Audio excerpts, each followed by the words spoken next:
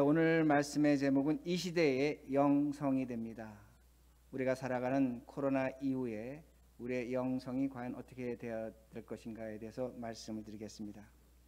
아마 교인들이 가장 크게 오해하는 단어가 있다면 그건 영성이 됩니다. 영성이 됩니다. 많은 분들은 영성을 영적으로 거룩한 것으로 그렇게 생각을 합니다. 그러게 좀 태도가 다르다든지 삶의 모습이 다르면 저 사람 영성이 있다라고 그렇게 말합니다. 그런 부분이 있는 건 사실입니다. 그러나 영성은 한문으로 보시면 더 뚜렷하게 나오는데 영적 성격입니다. 영적 성격입니다. 그러니까 내가 영성을 갖고 있다는 것은 내 성격을 의미하는 겁니다. 그것이 하나님 앞에서 내 성격이 되는 것이고 사람 앞에서 나의 성격이 되는 것이 영성이 됩니다. 영성을 제가 앞으로 몇 차례에 걸쳐 설교를 할 것입니다. 그러나 이 영성은 한두 차례로 이해가 되지 않기 때문에 제가 여러 차례 설교할 것이고, 또한 이 영성이 오늘 코로나 이후에 우리들이 살아가는 신앙의 방향이 되고 목적이 될 수 있다는 말씀이 됩니다. 우리 지금 이렇게 예배를 드립니다. 그런데 제가 종종 듣는 이야기 중에 하나는 뭐냐면 집에서 예배 드리는 분들이 이렇게 말씀을 합니다. 처음 이렇게 집에서 예배를 드릴 때는 마치 교회에서 예배 드리는 것처럼 간절함과 애절함이 있었다는 겁니다. 근데 이렇게 시간이 석 달, 넉 달 지나가다 보니까 예배 드리는 마음과 태도가 달라졌다는 겁니다. 그리고 하시는 말씀이 뭐냐면 영적으로 메말라가는 것 같다고 말씀을 하십니다. 그러나 우리가 분명히 확신해야 될 것은 우리가 집에서 예배를 드리든 이렇게 교회 나와서 예배를 드리든 예배는 예배입니다. 하나님께서 받으시는 예배가 된다는 겁니다. 그러면 왜 우리는 영적으로 메말라감을 느끼는 거입니다. 집에서 예배를 드리기 때문에 영적으로 메말라가는가입니다. 사실은 그렇지 않습니다. 우리들이 몇 달 전만 해도 우리가 함께 모여서 수요 예배 드렸고 성경 공부했고 또한 교회 봉사했고 또 우리에게 주어진 사역들이 있었습니다. 전도와 선교와 같은 사역들이 있었고 우리들이 하는 일들이 있었다는 겁니다. 그런데 그런 일들이 지금은 막혀 있다는 겁니다. 할 수 없다는 겁니다. 그러기에 우리들은 그런 일을 못하고 예배를 제대로 드리지 못하고 함께 만나서 뭘 나누지 못하니까 우리의 영성이 메말라 간다고 그렇게 생각을 합니다. 근데 제가 결론적으로 말씀드린다면 이러한 것으로 우리의 영성을 평가하는 것은 반은 맞고 반은 틀리다는 겁니다. 이건 확실하다는 말씀입니다. 왜 그러냐면 오늘 성경은 영성의 근본에 대해서 분명하게 뚜렷하게 말씀합니다. 로마서 8장 14절입니다. 로마서 8장 14절. 무릇 하나님의 영으로 인도함을 받는 사람은 곧 하나님의 아들이라. 성경 우리에게 분명히 가르쳐 줍니다. 우리가 하나님의 아들이 된 것은 우리의 의지와 노력이 아니라 성령 하나님께서 우리를 하나님의 아들로 인도하심을 성경은 분명히 가르쳐 줍니다. 우리가 하나님의 자녀가 됐다는 겁니다. 근데 그 자녀가 됐고 우리에게 아버지가 있는데 그건 우리의 힘이 아니라 하나님 아버지 영 성령께서 우리를 그렇게 인도하셨다고 그렇게 말씀합니다. 다시 말씀드린다면 우리가 영성을 갖게 된 근거는 있습니다. 훈련은 있습니다. 좀 전에 말씀드린 것처럼 수요 예배고 새벽 기도고 또 헌신이고 충성이고 전도하는 것, 선교하는 것 여러 가지로 우리가 영성을 가질 수는 있었습니다. 그러나 우리의 영성의 근본이 있다는 겁니다. 그 근본은 그 성격은 하나님이 주신 것입니다. 제가 무엇으로 예를 들 수 있냐면 우리에게 부모가 있습니다. 부모님의 성격을 자식들이 닮습니다. 좋은 부모의 성격 자식들이 닮습니다. 닮을 수밖에 없다는 겁니다. 그러기에 우리는 하나님의 자녀입니다. 여러분들이 먼저 확신하고 분명히 믿으셔야 될 것은 뭐냐면 우리에게 영적 성격이 있는데 그 영적 성격은 우리 자신에 의해서 어떤 타적인 요소로 주어지는 것이 아니라 하나님의 자녀가 됐기에 성령의 은혜로 우리는 영적 성격을 가질 수밖에 없다는 겁니다. 영성을 갖고 있다는 겁니다. 다시 말씀드린다면 우리 하나님의 선하신 그 아버지의 성격을 우리가 분명히 갖고 있다는 겁니다. 그러게 15절에 이렇게 말씀합니다. 15절 너희는 다시 무서워하는 종의 영을 받지 아니하고 양자의 영을 받았으므로 우리가 아빠 아버지라고 부르짖느니라. 성경은 다시 말씀드리는데 우리의 아버지가 무서운 아버지가 아니라는 겁니다. 선하시고 사랑의 아버지 하나님의 아버지의 양자의 영을 받았다는 겁니다. 이 영은 정신을 의미합니다. 정신으로도 해석할 수 있습니다. 그러니까 우리가 지금 하나님 아버지의 영을 가진 자라는 겁니다. 양자의 영을 가졌다는 겁니다. 여러분 고아원에 가서 어떤 사람이 양자를 선택한다면 거기에 100여 명의 고아가 있다면 한 사람을 선택하는 겁니다. 하나님이 선택하신 겁니다. 그러니까 여러분의 구원은 하나님의 선택에 의해서 이루어지고 완성되는 겁니다. 그 양자가 어떤 사람이든 상관없습니다. 많이 배웠던 못 배웠던 나이가 어떻든 무식하든 유식하든 상관없습니다. 우리가 종종 보면 어떤 사람이 양자를 선택할 때 아주 심각한 질병을 갖고 있는 아이를 양자로 선택하는 것을 볼 수 있습니다. 하나님이 우리를 선택하셨다는 겁니다. 선택하시고 우리에게 영적 성격을 근본적으로 기본적으로 주신 것을 여러분이 확신하셔야 됩니다. 그러기에 그 영성이 어떻게 되는가입니다. 16절입니다. 아주 중요한 말씀인데 성령이 친히 우리 영과 더불어 우리가 하나님의 자녀인 것을 증거하시느니라. 이 말씀이 아주 중요한 이유는 뭐냐면 성령 하나님께서 누구와 함께? 우리와 함께 우리들이 하나님의 자녀됨을 증거한다고 말씀합니다. 자, 이 말씀의 의미는 뭐냐면 우리가 하나님 아버지의 영성을 갖고 있습니다. 그 영성을 갖고 있는데 그 영성을 그 성격을 우리가 발전시키고 펼쳐나가는 것은 뭐냐면 우리와 성령이 함께하는 공동의 사역이라는 겁니다. 아멘. 다시 말씀드립니다. 우리가 영성을 갖고 있습니다.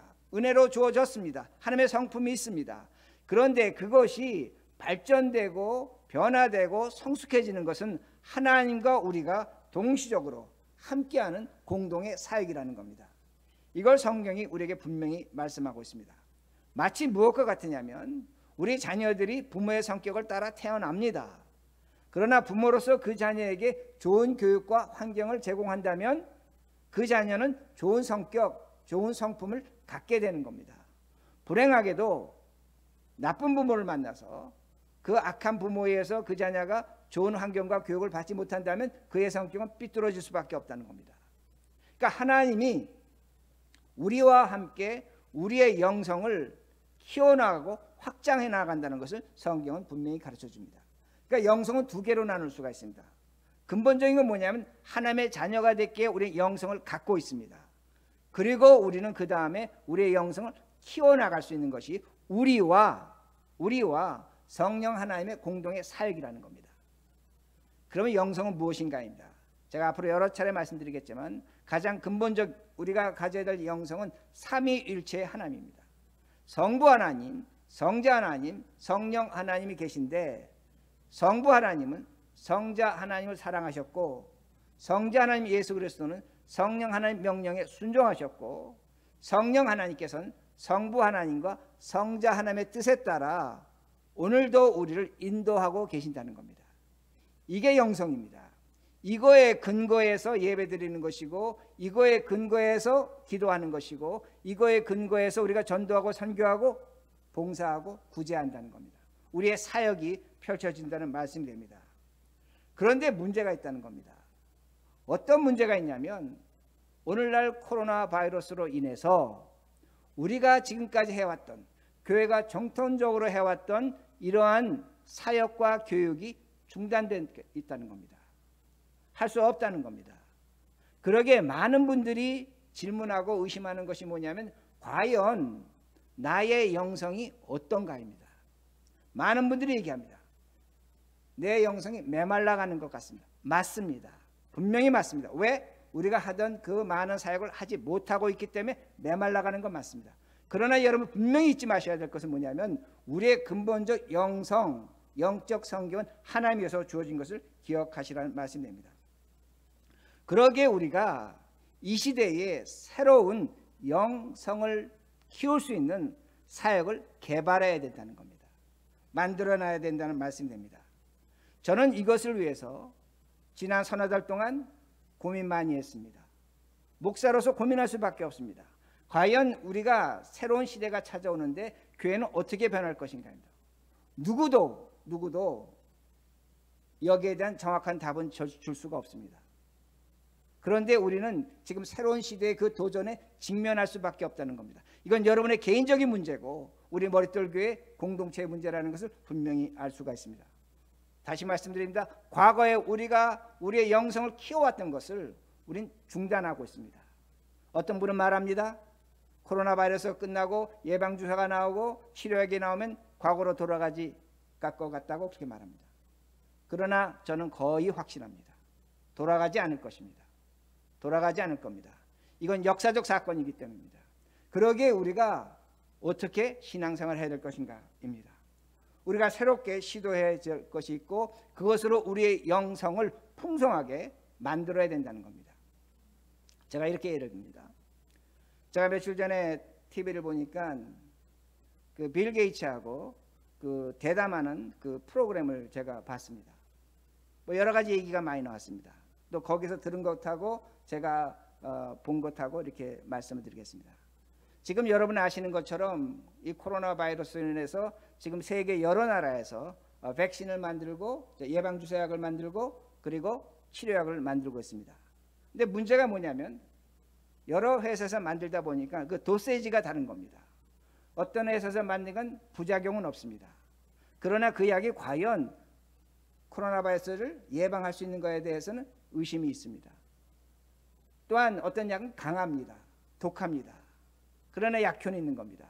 그러니까 그 약 효과에 따라서 약의 강도에 따라서 여러 가지 부작용이 나타날 수 있다고 그렇게 말합니다.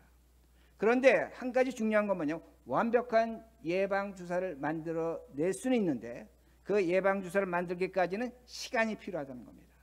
많은 돈이 된다고 합니다. 그리고 가장 힘든 것이 뭐냐면 사람들이 희생될 수 있다고 그렇게 말합니다. 왜냐하면 인류는 그 예방주사를 통해서 여러분 고통과 죽음에서 벗어났습니다. 그런데 소아마비와 천연두와 홍역은 거의 치료가 됐습니다. 그런데 이 예방주사를 만들어내기 위해서 거기에 수많은 사람들이 투자를 했고 땀을 흘렸고 생명을 바쳤다는 겁니다. 여러분 우리가 잘 아는 천연두 그 제너가 있습니다. 종두를 면역한 사람이 있습니다. 여러분 그거는 50% 죽었다고 합니다. 여러분 남미가 왜 저렇게 벼랑간 그 꽁키스토에서 멸망당했는가? 바로 천연두 때문입니다. 그런데 이 천연두를 만든 제너가 어떻게 했습니까? 그 예방주사를 만들어서 자신이 먼저 맞았습니다. 자신의 자녀들에게 먼저 놨습니다. 그리고 그것이 상용화돼도 많은 사람들이 죽음을 당했습니다. 그러나 그런 과정을 통해서 오늘날 그 천연두가 지구상에서 사라지고 있는 겁니다. 소아마비가 사라지고 있는 겁니다. 희생이 있다는 겁니다. 대가가 있다는 겁니다. 마찬가지라는 겁니다. 우리 머릿돌 교회가 앞으로 새로운 영적 사역을 시도할 겁니다. 근데 그 영적 사역이 안전하다, 보장되어 있다 말씀드릴 수 없다는 내용이 됩니다. 만약에 우리가 여러 가지를 시도하지만 실수할 겁니다. 실패할 수도 있습니다. 많은 돈과 또한 에너지를 쏟아 놓은 것에 비하면 결과는 초라할 수도 있다는 말씀입니다. 그리고 희생이 요구될 수 있다는 겁니다. 문제는 뭐냐면 우리가 두려워서 아무것도 하지 않는다면 우리의 영성은 메말라갈 것입니다. 이게 두려운 겁니다. 이게 목사로서 고민이고 교회로서 고민이라는 겁니다. 아무것도 하지 않고 그저 하나님의 손길을 바라보면서 우리가 지금 코로나 이후로 어떻게 준비할 것인가 넉넉히 기다린다면 여러분 어떤 결과가 되냐면 이번에 코로나 바이러스 백신을 만들지만 많은 사람들이 부작용을 두려워서 맞지 않는다고 합니다. 200만 명이 이상이 목숨을 잃을 수 있다고 합니다. 그러니까 우리는 선택의 기로에 있는 겁니다. 사느냐 죽느냐의 선택의 기로에 있는데 그것이 실패의 길이고 때로는 낙심의 길이고 희생의 길이지만 우리가 올바르게 선택한다면 우리는 우리의 신앙을 우리의 영성을 풍성하게 할 수 있다는 겁니다. 우리 교회가 나갈 수 있다는 말씀입니다. 우리가 이 길을 선택해야 된다는 겁니다. 하나님이 우리에게 새로운 길을 열어주실 것을 믿어야 됩니다. 그런데 오늘 성경 본문에 그 길이 나옵니다. 이 말씀을 여러분이 성경 읽다 보면 굉장히 생뚱맞게 들립니다. 하나님이 우리의 죄의 용서를 말씀하시는데 벼랑간 뭐라고 말씀하시냐면 20절입니다. 20절 우리 같이 읽습니다. 시작. 피조물이 허무한 데 굴복하는 것은 자기의 뜻이 아니요 오직 굴복하게 하시는 이로 말미암음이라. 자, 여러분 한번 생각해 보셔야 됩니다. 좀 이전 전까지 무슨 말씀을 했냐면 우리의 죄에 대해서 하나님이 우리를 택하신 것에 대해서 말씀드렸는데 벼랑간 지금 성경은 보여주는 것이 뭐냐면 피조물이 허무한 데 굴복하는 것은 자기의 뜻이 아니요 오직 굴복하게 하신 이로 말미암음이라 이렇게 말씀합니다. 피조물이 나오고 있다는 겁니다. 이 피조물은 헬라어로 크리틱입니다. 크리틱은 크리에이션입니다. 하나님의 창조물입니다. 하나님이 창조하신 자연과 환경이 있는데 이 자연과 환경이 우리의 죄로 말미암아 고통당하고 있다고 그렇게 말씀하고 있습니다. 자, 성경이 우리에게 가르쳐주고자 하는 것이 뭐냐면 우리가 살아가는 자연과 환경과 우리는 깊은 관계가 있다는 겁니다. 뗄래야 뗄 수 없는 관계가 있다고 그렇게 말씀합니다. 그러게 21절 그 바라는 것은 피조물도 썩어짐의 종로로 타는 데서 해방되어 하나님의 자녀들의 영광의 자유에 이르는 것이니라. 자, 피조물, 자연도 환경도 뭘 바라고 있냐면 우리와 같이 예수 그리스도로 말미암아 해방되기를 원하고 있다는 것을 성경이 가르쳐주고 있습니다. 다시 말씀드립니다. 성경이 지금 계속 강조하고 있는 것이 뭐냐면 자연과 우리는 환경과 우리는 동일체라는 겁니다. 동일체라는 겁니다. 22절 피조물이 다 이제까지 함께 탄식하며 함께 고통을 겪고 있는 것을 우리가 아느니라. 우리가 아느니라. 뭘 말씀하고 있습니까? 피조물이 고통당하고 있다는 겁니다. 그 고통당하는 것을 우리가 알고 있다는 겁니다. 예수 믿는 사람은 피조물이 고통당하는 걸 알고 있어야 된다는 겁니다. 제가 여러분에게 질문하고 도전하고 싶은 것은 뭐냐면 우리들이 예수 믿는 자로서 우리 주변의 환경과 자연이 고통당하고 아파하고 있는 것을 우리가 알고 있는가입니다. 이게 예수 믿는 신자라고 성경은 분명히 가르쳐줍니다. 다시 말씀드립니다. 우리가 갖고 있는 교회 사역이 있습니다.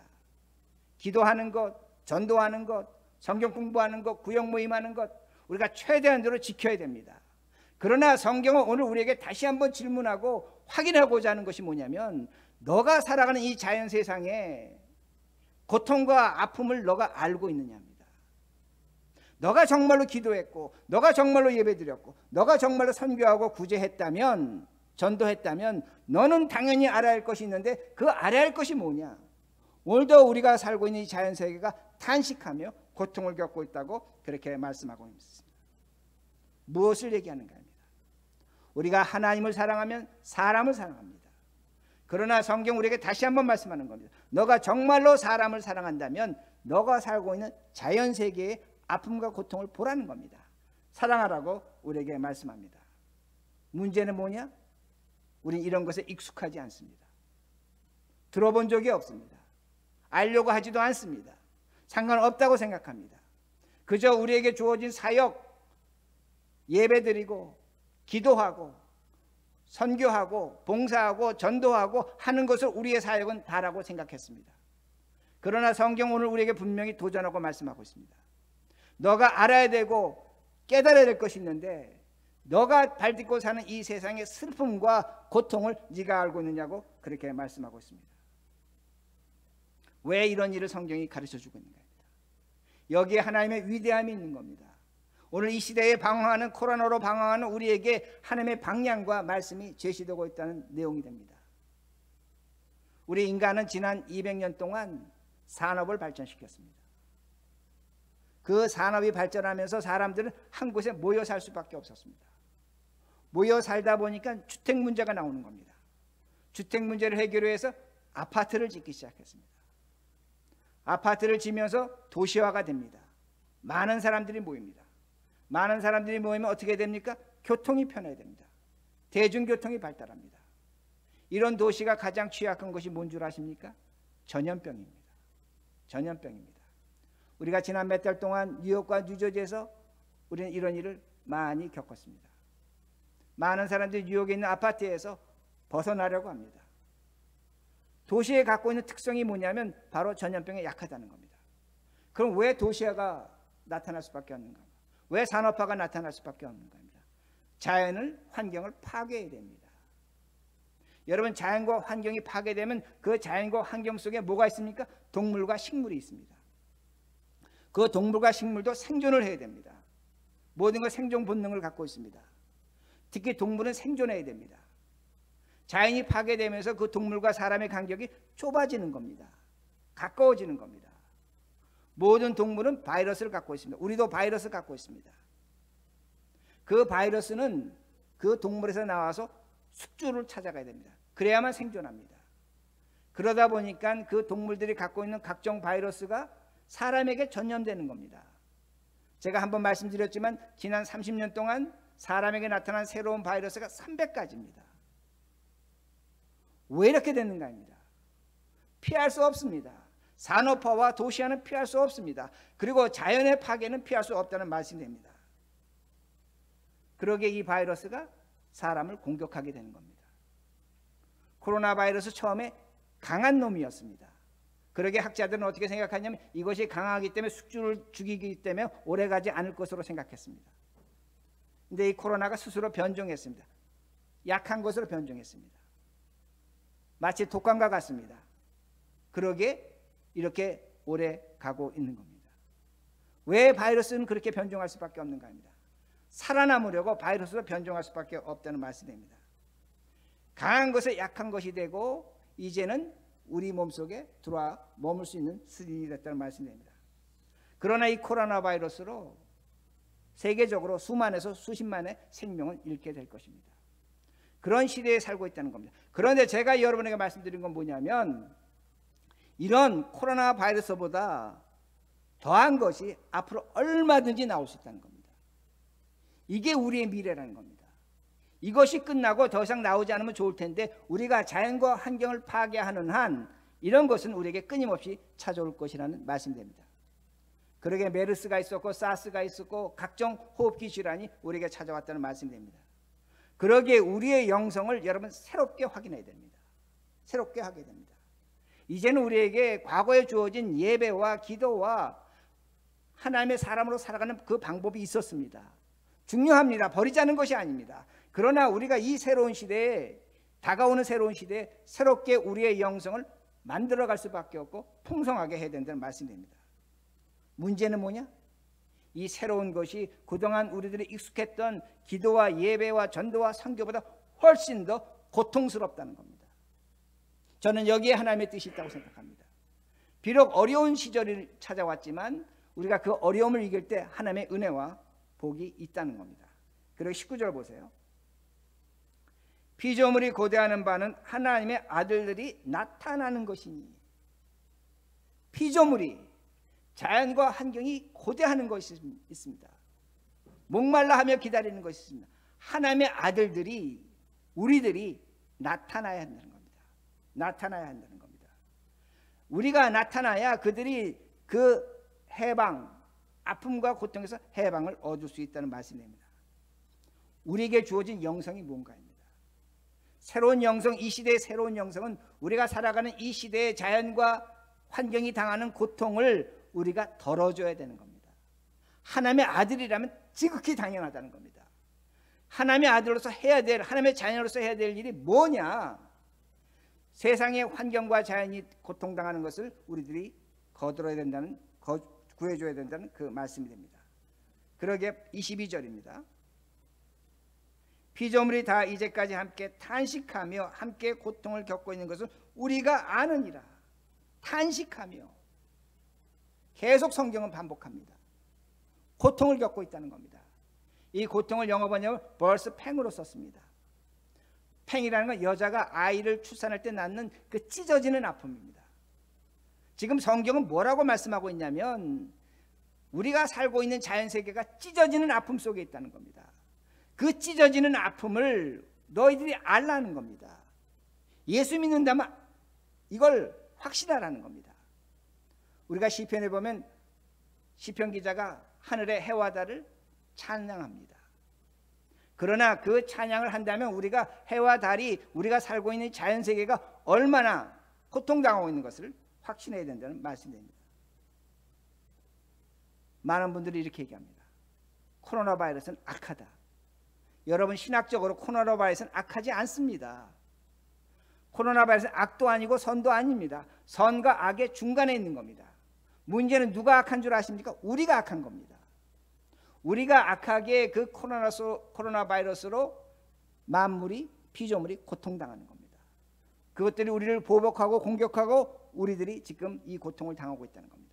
우리들이 하나님의 자녀답게 이 환경과 자연에서 선한 일을 한다면 이 자연과 환경은 우리를 보복하지 않습니다.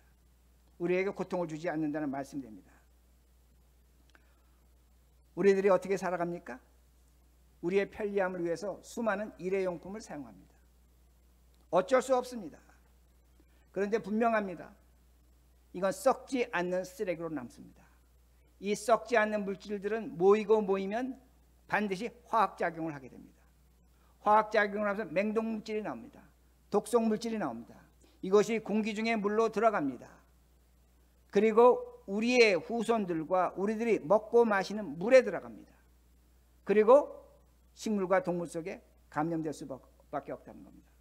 제가 여러분에게 도전하고 질문하는 것은 뭐냐면, 하나님이 우리에게 도전하고 질문하는 것은 뭐냐면, 너희들이 이런 일을 하면서 예수 믿는 자라고 얘기할 수 있는 겁니다. 너희 후손들이 너희들이 버리는 것으로 인해서 너희 후손들이 죽음과 고통을 당하고 있는데 정말로 예수 믿는 자로서 이것이 합당한가 질문하고 있다는 말씀입니다. 우리가 예수 믿으면서 기도하면서 예배드리면서 찬송하면서 전도 선교하면서 이걸 죄라고 여기지 않는다면 우리는 뭔가 잘못 믿고 있는 겁니다. 올바른 신앙이 아니라는 말씀입니다. 이게 얼마나 어려운가입니다. 그러게 제가 이 사역이 이 일이 이 영성이 어렵다는 겁니다. 여러분, 우리 교회가 몇 년 전에 일회용 컵을 버리고 스테인리스 스틸 그 컵을 사용했습니다. 최선을 다하는 겁니다. 그런데 그 컵을 씻기 위해서 우리가 어떻게 합니까? 비눗물 사용합니다. 어쩔 수 없습니다. 그리고 물을 많이 사용합니다. 물도 자원입니다. 제가 여러분에게 뭘 말씀드리냐면 우리가 환경 보호를 위해서 할 수 있는 것이 거의 없다는 겁니다. 이게 우리의 고통입니다. 이게 우리의 아픔입니다. 여러분이 환경 보존을 위해서 할 수 있는 것이 없다는 말씀입니다. 우리가 2020년에 무엇을 해도 환경을 보존할 수 없습니다. 그럼 어떻게 해야 되는가 합니다. 하나님이 지혜 주시면 앞으로 우리가 이 일을 할 수 있을 것입니다. 그러나 한 가지 우리가 할 수 있는 것은 있습니다. 여러분의 집에 신발장과 옷장을 열어보시기 바랍니다. 여러분이 평생 입고 신고 쓸 수 있는 물건들이 산적해 있습니다. 오늘날 이 미국의 가장 큰 질병은 뭐냐면 집에 둘 자리가 없어서 스토리지를 두는 겁니다. 미국에서 가장 잘 되는 비즈니스 하나가 뭔 줄 아십니까? 물건을 갖다 쌓아두는 겁니다. 이게 우리의 죄라는 겁니다. 여러분이 갖고 있는 물건 사용하시기 바랍니다. 사는 순간 우리는 포장지와 공예를 만들어낼 수밖에 없다는 겁니다.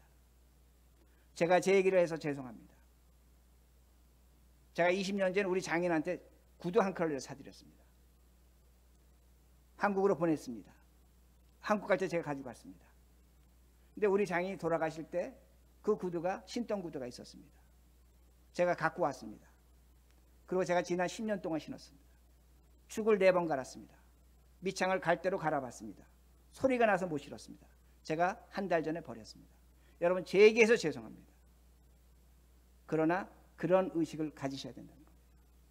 제 방에 가면 교인들이 플라스틱 컵으로 물컵 갖다 주십니다. 여러 개가 있습니다. 씻지를 못합니다. 어떨 땐 버려야 됩니다.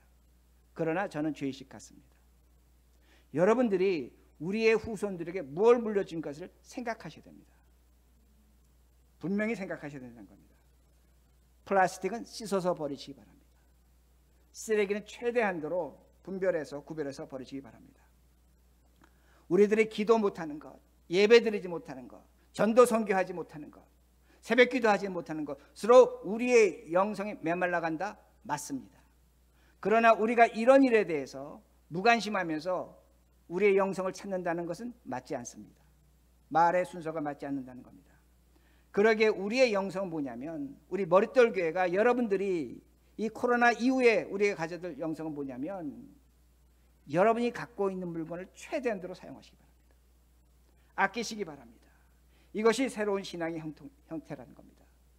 살 수밖에 없습니다. 포장지 살 수밖에 없고 비닐봉지 갖고 올 수밖에 없습니다. 그러나 우리가 여기서 발버둥 치며 최대한으로 살아야 된다는 말씀입니다. 이것이 전도보다 어려운 겁니다. 선교보다 어려운 겁니다. 새벽기도보다 어렵다는 그 말씀이 됩니다. 저는 분명히 확신하는 것이 뭐냐면, 우리가 살아가는 이 지구 자원 한정되어 있습니다. 환경과 보호 파괴되어 가는 중입니다. 저는 예수님이 오시기 전에 우리가 먼저 세상의 종말을 만들어낼 것이라고 저는 거의 확신합니다. 우리가 정말로 신자라면, 정말로 예수 믿는다면, 우리 주변 사람과 제3세계와 우리 후손들에게 어떤 세상을 물려줄 건가를 생각하셔야 됩니다. 반성하셔야 된다는 겁니다. 여기에 죄의식을 느낀다면, 그리고 우리의 삶을 바꾼다면 우리는 신자입니다. 그러나 이런 것에 대해서 전혀 무감각하다면 우리는 기도 100번 하고 새벽기도 첫날 해도 아무런 의미가 없다는 겁니다. 여러분의 영성을 회복하시기 바랍니다. 우리 머릿돌 교회가 새롭게 나아갈 수밖에 없습니다. 그러나 이건 예방주사와 같습니다. 일이 과연 어떻게 일어날지 우리는 속단할 수는 없습니다. 그러나 이런 의식을 갖고 살아가시는 여러분이 되기를, 우리 모두가 되기를 간절히 바랍니다.